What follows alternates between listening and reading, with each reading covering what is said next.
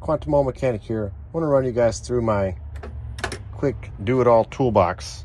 I've been setting this up for years. You know, it's evolved and grown, and I think I finally got something I like. This box goes onto that cart right there when I do my service calls, and then the second and third row are for parts and other tools I bring out for the job. So let's go ahead and get started. First thing is I almost always have this magnet light here on the side. This is probably the best flashlight you can get, in my opinion, because it's got a simple on-off button, and you don't have to cycle through the modes to turn it off. It has a separate mode button, and it's a USB-C. It's interchangeable with all the other Milwaukee light batteries, like this headlamp that's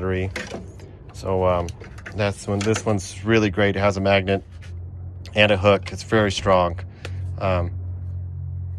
So yeah, it's every time I lose one of those, which I've done many times, I instantly buy another one. I start off with the customer's keys. I put those on the side here when we do a job so I don't lose them. Or I roll the window down and keep them in the ignition so I don't lose them. But depends on what I'm doing. I'll probably sometimes put the keys there or leave them in the ignition with the window down. All right, so from the top, these are super great snap-on wrenches. I love these, the double box in with a slight offset. These are great for random things, battery terminals, kind of you name it. I only keep the 8, 10, 12, and 14. I have a 13, 15 in the bigger toolbox over there, but I don't use that one that much. These are the Mountain rebranded Icon wrenches. These are really great. I use them for everything. That's why they live up here. They're basically my go-to wrench. These little Talon grip snap-on needle nose pliers are really great too. I use them all the time. That's why they live up here too. These pry bar picks, once again, just really great. These are really good for popping out rattle clips and brake pads. So I have another set in my brake job crash kit, which I have there, which we can go through another day. Inspection mirror, one of the most underutilized tools, I think, in most mechanics' toolbox.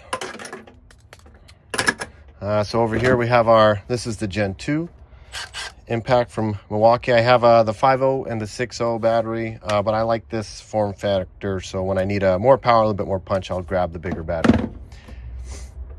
These are the gray pneumatic duo sockets, so they're very thin walled. I prefer these over my snap-on chromes. I use them as chromes and I use them as impacts. They don't skip any sizes. They're just fantastic. This is an OSA tool magnetic holder. This is really good. I like this one, even though it takes a little bit more space, but I can read the sizes a little bit faster, so I like that. I have 2/4 inches here for the 6mm. For sometimes you get a random hose clamp that's 6mm. These are the gear wrench swivel sockets. They're okay. They're a little bit bulky, but for the price, they're not bad. They have lifetime warranty.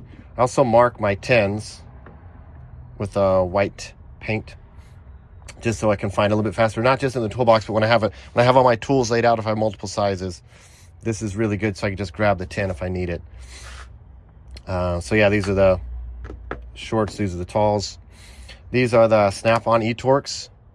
Don't skimp out on e-torques just because I want to make sure that I don't round those bolts off when I'm taking them off on those European cars. So these are just really, really good.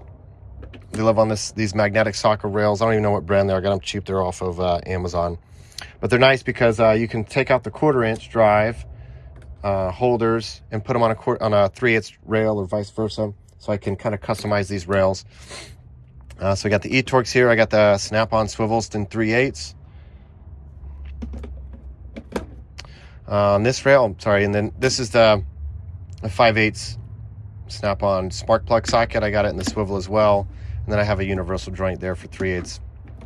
But I use those a lot, so I keep them there. I have a whole set of MasterTech set of those in the big toolbox, but I don't use them all the time.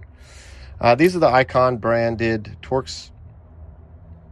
I'm trying them out. They're brand new. I had some old Craftsman ones that I've had for years. I think this is one of them, the old Evolves. I don't even know if they make these anymore. But these Craftsman set, I figured I'd pick it up and give it a shot. Try them out. This is a set of snap-on Allen keys. So these live on here as well. And this is overflow socket. So this is 21 and 22. That doesn't fit on my rail here, but that came in the gray pneumatic set. Okay, so on to the next one here. I mostly keep screwdrivers and pliers in this run.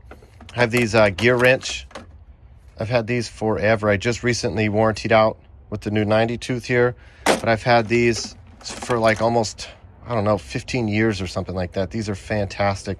I love these serrations on the side. They kind of tell you what side to pull down on. But these are by far my go-to wrench. So I use these for just about everything. I have a set of regular wrenches in there, but in my big toolbox, but these are the ones I use the most. This is mostly for holding the opposite end brake calipers, slide pins. So they're a little bit thin. They work pretty well. I have a set of thin wrenches when this doesn't fit, but this is just a little bit faster. So I used to carry this on me in the Navy too. This is really nice. We call it the all 16ths is what I used to call it, because it goes out to 15/16 only. Okay, so for screwdrivers, I got these Milwaukee screwdrivers. They're pretty decent.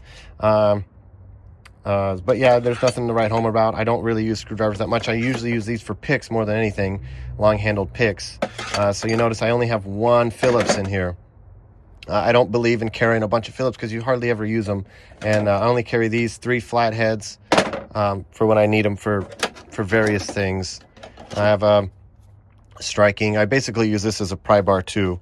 I don't think I've ever really used it as a screwdriver. These old snap-on diagonal cutters, they work great.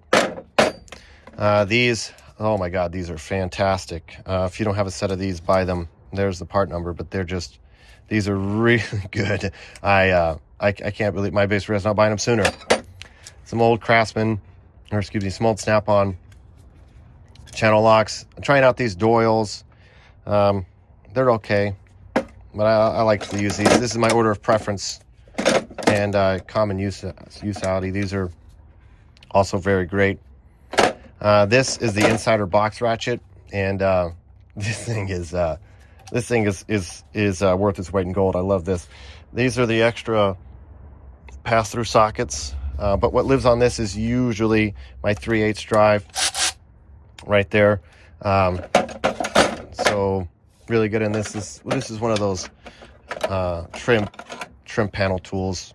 I just picked it up for cheap. It works all right.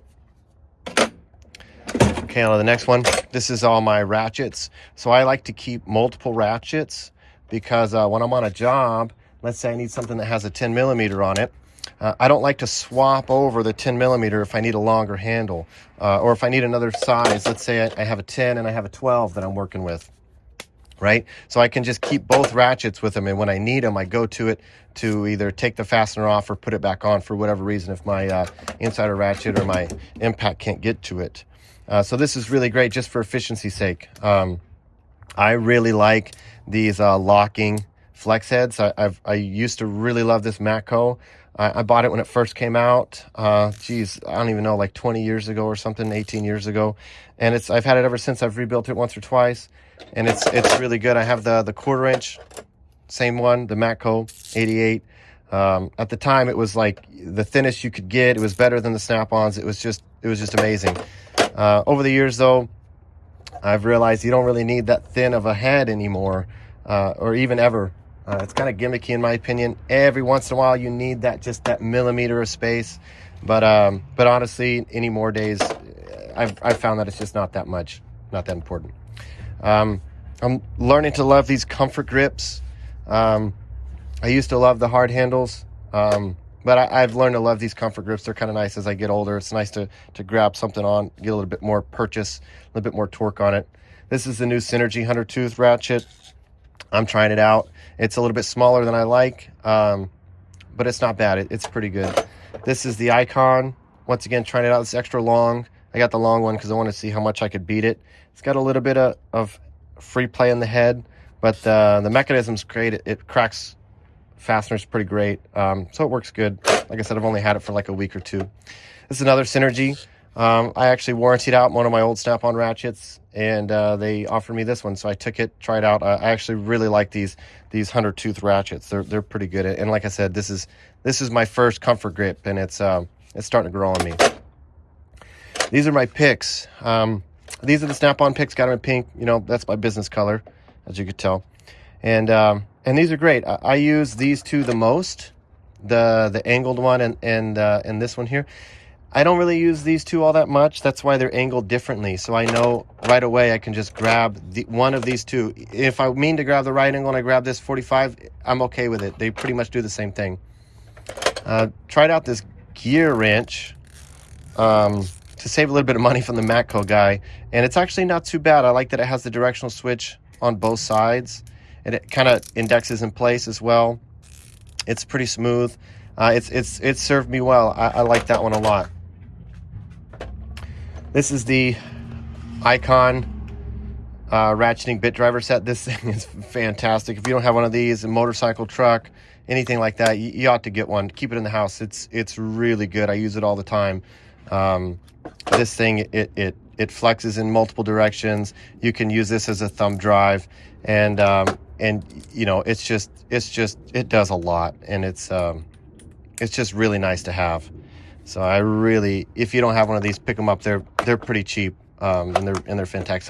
I've already warrantied it out once, but still worth it. In the back here, this is my other Phillips head. I don't use it that much. I have it. I probably will take it out eventually, but it's okay. It works nicely. I actually sometimes use it in conjunction with this one when I really need to get in deep on something. In here, this is my assorted 1/4 inch set. So I have a 10 millimeter, an 8 millimeter, a 7. This is my Snap-on Swivel 10. I have a Phillips and a flathead and a Phillips, and then this is for the insider ratchet. Notice I don't really use the 1/4 inch all that much, but I have it. So these are like my go-to, just grab and go. These are my 3/8 extensions. I have a long one down here. I've grown to like these locking extensions a lot. These are just cheap Pittsburgh ones. This one I've used the most is an impact rated. It came with the gray pneumatic set, a 6-inch and a 3-inch. These work great. I've also just in the last year picked these up. You know, I never liked them before, but God, they've been growing on me. They're really great. This is a 3/8 body with a, or excuse me, 1/4 inch body with 3/8 head drive, Snap-on ratchet. This thing's fantastic. I had an old one, warranted it out, and got the new one. I have a really great Snap-on dealer, so love that. These are my 1/4 inches down here. And that's pretty much it for this drawer. And then under the bottom drawer, this is kind of like a miscellaneous drawer. The reason is because I lay my tools out in front, so it's kind of hard to pull this drawer out when I need it on the drawer on this right here. So anyway, so I put this is one of the scanners I use. It's like a just in case scanner or a convenient scanner. It's Bluetooth to the phone, so this is really good. Or if I'm doing pre-purchase inspections, I like this one because when I scan all the modules, it saves it to my phone, so it makes it easier to text it or email it to the customer. Whereas my other scanner, I have to set my phone up as a hotspot, email it to myself, and then email it to the customer. This is by far my favorite multimeter or DVOM. This one's fantastic because you don't have to switch over all the leads when you do different things. So if I'm checking for resistance or anything like that, it's all these two. And the only time I have to switch it over is when I go to anything for 10 amps. So this is unfused. So if I'm doing like parasitic draw, I'll start on a 10 amp and then I'll move it down depending on what the draw is. And then when I test fuses, I like this one. It has an audible beep. When I test fuses, this is how I test them. So I go down all of the fuses, and if it makes the beep, then I know that there's continuity across the fuse. So this is really good and super, super fast and very professional. Much, much, much faster. If I just put it on ohms, then I'll get 0 ohms, right? But then I have to look at the meter. This does the exact same thing, except it just gives me that audible response. So this is really good. It's auto ranging as well, which is just fantastic. And it's very compact. This is another one of those tools. If I break it, I instantly buy another one. This is my little magnetic pickup tool. I keep one on my pocket as well. I use it all the time. I don't like bending over. So if I drop a tool on the ground, I just pop that out. Another little mirror. Sometimes this big one doesn't quite fit, so this little one does the job. I use super glue every once in a while.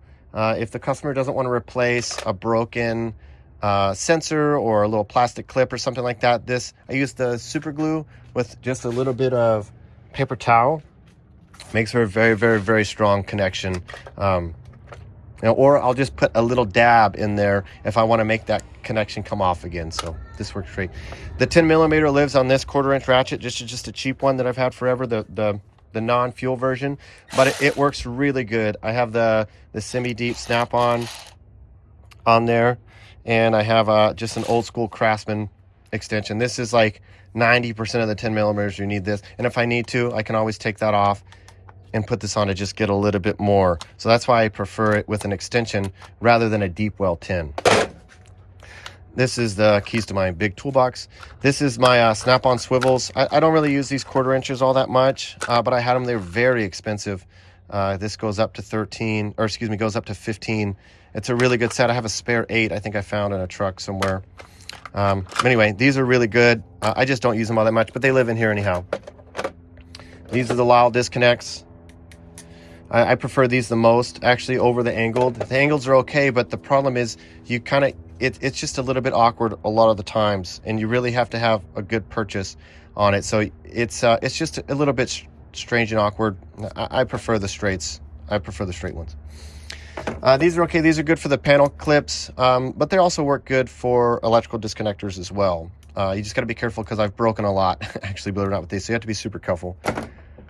I use this as just a cheap thing. I use this a lot for more things than you might think. So let's say I'm trying to run a bolt out. I'll put this on the back side of the bolt and I'll run it out, so I don't have to use my fingers or a screwdriver. More than just panel clips. This is just kind of good. It lives there because it's good. These are really great for the tubing, the vacuum tubes. You know, I don't like messing around or fighting with them, so I'll stick this in there, pop off that tube, and it's just a lot less fatigue. It's a lot faster. And I have some of the hose clamp pliers, but sometimes you mar it up. So this is really good. It does more than just the hoses. I've used it for a slew of other things. My biggest complaint actually is that these meet together, the handle. So when you go to use it, sometimes, and this happened more than once, the fat of your handle kind of get caught up in there. So I actually have multiple little blood blister lines in here so every once in a while when I do a big job. I use a paint pen for marking things. These flush cuts are cheap, but they work. And then these are O-ring removal tools.